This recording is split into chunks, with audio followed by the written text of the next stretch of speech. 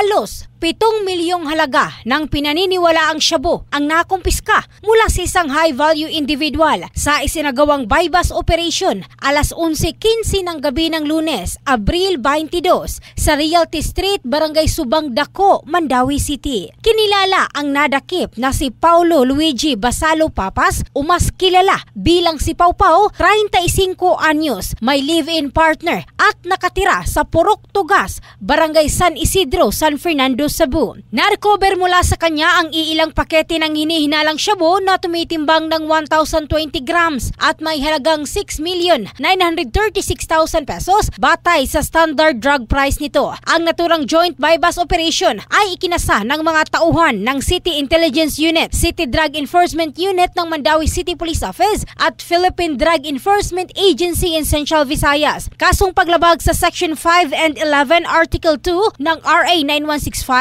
ang haharapin ng drug suspect na sa ngayon ay nasa custodial facility ng MCPO. In the heart of changing lives, ito si Michelle Craste ng Brigada News Philippines, the Music News Authority.